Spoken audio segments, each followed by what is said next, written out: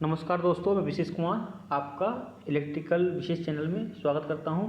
दोस्तों, आज की इस वीडियो में देखेंगे कि वेरिएबल फ्रीक्वेंसी ड्राइव कैसे काम करती है और इसके क्या क्या पार्ट होते हैं। तो इसके तीन मेनली पार्ट होते हैं। नंबर एक होता है हमारा रेक्टिफायर सर्किट होता है, दूसरा फिक्स डीसी वोल्टेज जिसे हम इंटरमीडिएट सर्किट बोलते हैं, तीसरा होता है इन्वर्टर सर्किट और चौथा होता है हमारा कंट्रोल यूनिट। तो जो हमारी इनपुट पावर होती है वो सबसे पहले जाती है रेक्टिफायर सर्किट में। यहाँ पर हमारी एसी वोल्टेज डीसी वोल्टेज में कन्वर्ट हो जाती है। उसके बाद इंटरमीडिएट सर्किट में हमारी जो डीसी वोल्टेज जाती है, यहाँ पर फिक्स डीसी वोल्टेज प्राप्त होती है। यहाँ पर हमारे कैपेसिटर और इंडक्टर लगे होते हैं जो कि हमें pure smooth rectifying DC voltage देते हैं। इसे हम डीसी फिल्टर या फिर डीसी लिंक या फिर डीसी बस बार भी बोलते हैं। उसके बाद जो हमारी फिक्स डीसी वोल्टेज होती है वो इन्वर्टर सर्किट में जाती है।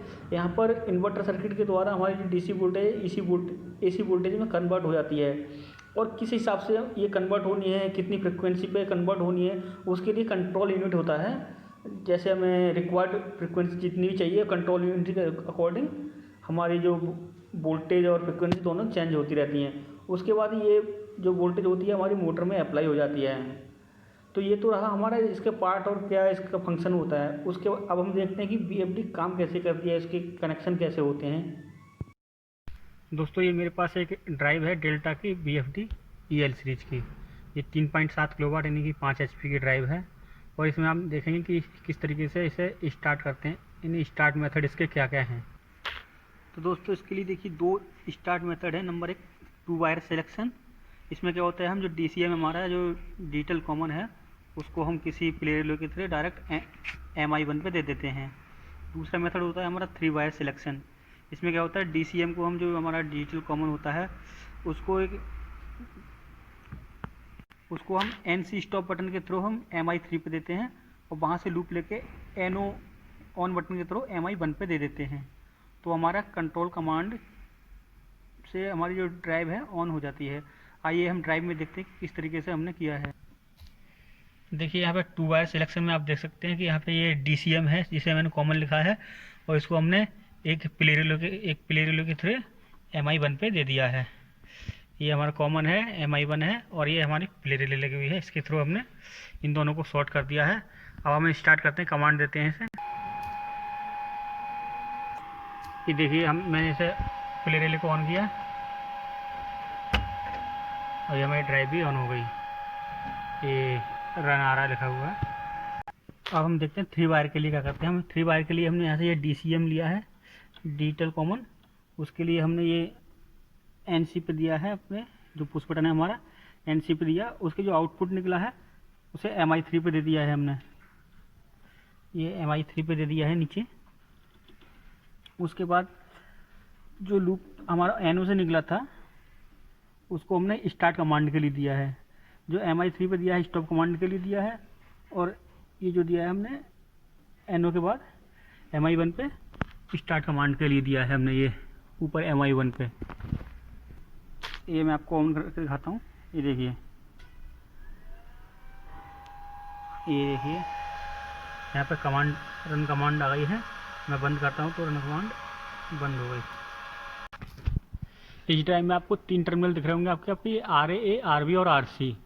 इनका काम क्या होता है, RA, RB, RC। RC हमारा कॉमन होता है, RB NC होता है, और RA NO होता है, जो कि हम अपने हिसाब से किसी भी काम में यूज कर सकते हैं। उसके बाद आता है हमारा पोटेंशियोमीटर।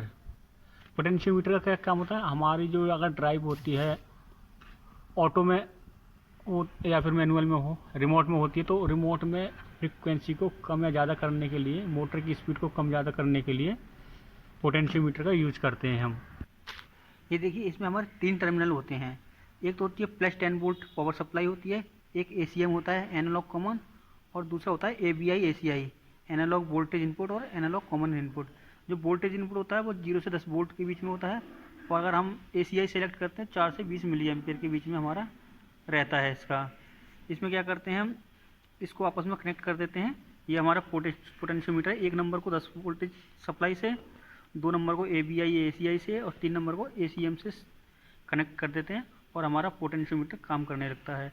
ये देखिए ये हमारा पोटेंशियोमीटर है। इससे हम रिक्वायर्ड फ्रिक्वेंसी प्राप्त करते हैं। ये देखिए मैं पोटेंशियोमीटर घुमा रहा हूँ, उधर फ्रिक्वेंसी कम हो रही है, 20, 80, 17, 16, 10। अब हम आते हैं पैरामीटर सेटिंग पर। पैरामीटर सेटिंग के लिए क्या करते हैं, हम अपना एंटर दबाएंगे। एंटर में करने के बाद आपको 0 पे ले आएंगे। अगर हमें पैरामीटर सेटिंग करना है मैक्सिमम आउटपुट फ्रिक्वेंसी कितनी रहनी है, तो उसके लिए हमें 1 में जाना होगा। 0 1 एंटर 0 0 1 0 0 में 50 फ्रिक्वेंसी हमारी फुल सेट है। उसके बाद हम करते हैं मैक्सिमम आउटपुट फ्रिक्वेंसी, जो कि ये हमारा सेट कर देंगे, एंड हो गया। उसके बाद 1 0 2 पे जाएंगे। यहाँ पे 415 वोल्टेज हमने वोल्टेज सेट कर रखा है, आउटपुट वोल्टेज, एंटर कर देंगे। उसके बाद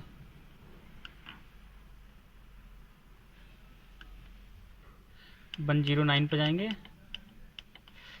यहाँ पे डीएसलेशन टाइम होता है, जो भी आपकी ज़रूरत है वो डाल सकते हैं। उसके बाद एक 9 पे एसलेशन टाइम है और एक 10 पे डीएसलेशन टाइम, ओके कर देंगे। उसके बाद 2 1 पे जाएंगे। यहाँ पे हमारा है source of first operation command, यानी कि लोकल और रिमोट है। यहाँ पे अगर 0 1 कर देते हैं तो हमारा लोकल में ड्राइव हो जाएगी, और 0 1 कर देते हैं तो रिमोट में ड्राइव हमारी हो जाएगी। उसके बाद जाते हैं हम 4 4 पर। उसके बाद 4 4 पर जाते हैं।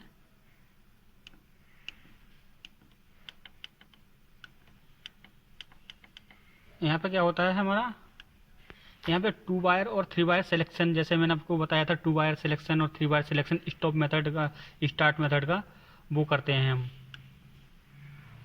उसके बाद हम जाते हैं आपका मोटर पैरामीटर पे, जो कि हमारा 7 नंबर में आता है।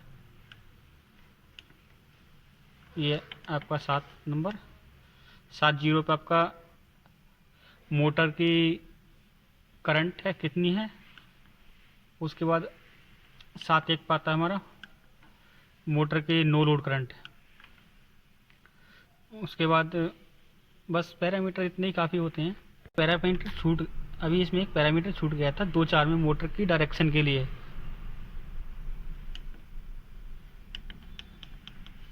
ये देखिए 2 4, यहाँ पे क्या है 0 1 2। यहाँ पे 0 0 करेंगे तो कुछ नहीं, 1 पे फॉरवर्ड हो जाएगा और 2 पे रिवर्स हो जाएगा। यहाँ पे 2 सेट है और यहाँ पे आप देख सकते हैं रिवर्स, तो मैंने एंटर कर दिया रिवर्स पे, जैसा पहले था वैसा ही मैं कर दे रहा हूँ। दोस्तों बात करते हैं फॉल्ट की, किस तरीके फॉल्ट हमारी ड्राइव में आते हैं। तो उसमें आता है हमारा over current fault. Over current fault में हमारा क्या होता है कि किस कारण से हो सकते हैं, ओवरलोड हो सकता है, एसोलेशन टाइम और डीएसोलेशन टाइम कम हो सकता है, माल फंक्शन और फिर एरर हो सकती है नॉइज के द्वारा। ये भी हो सकता है कि हमारी मोटर और केबल शॉर्ट हो गई हो। फिर आता है ओवर वोल्टेज फॉल्ट।